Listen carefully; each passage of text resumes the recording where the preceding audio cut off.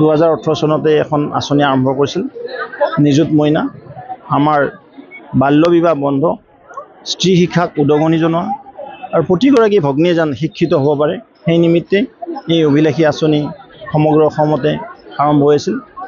আজি এই নিযুত মইনা আঁচনি 2.0 মাননীয় মুখ্যমন্ত্ৰী মহোদয়ে 385খন কলেজক সম্বোধন কৰি গুৱাহাটীৰ বাবে কেন্দ্ৰীয়ভাৱে অসম চৰকাৰৰ সন্মানীয় শিক্ষামন্ত্ৰী মহোদয়ৰ উপস্থিতিত অসম চৰকাৰৰ শিক্ষা বিভাগৰ উচ্চপদস্থ বিষয়াসকলৰ উপস্থিত আৰু গুৱাহাটী বিশ্ববিদ্যালয়ৰ সন্মানীয় উপাচাৰ্যৰ উপস্থিত মুখ্যমন্ত্ৰী মহোদয়ে মুখ্য অতিথি উপস্থিত থাকি ভাষণ সকলোকে দিলে। আমি সকলোৱে এই ভাষণ উপভোগ কৰিলোঁ।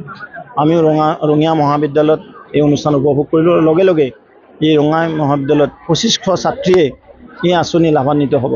বিশেষকৈ আমাৰ PG 300 ইউজিত যেটো আজিকালি ডিগ্ৰী নকয় ইউজি কয় ইউজিত পাই আমাৰ 1900 আৰু হায়াৰ ছেকেণ্ডাৰী 300 টোটেল 2500 ছাত্ৰীয়ে এই আঁচনিৰ অন্তৰ্ভুক্ত হ'ব।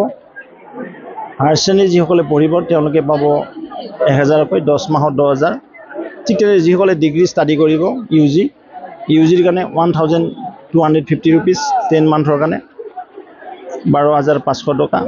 ঠিক তেনেদৰে যিসকলে PG and BEd post graduate আৰু BEd কোৰ্চ কৰিব তেওঁলোকৰ কাৰণে 2500 ইচ মান্থ আপ টু 10 মান্থ অৰ্থাৎ 25000কৈ পাবলৈ সক্ষম হ'ব। এই আঁচনিয়ে আমাক যথেষ্ট লাভান্বিত কৰিব, বিশেষকৈ আমাৰ ভগ্নীসকলক উচ্চ শিক্ষিত হোৱাৰ কাৰণে।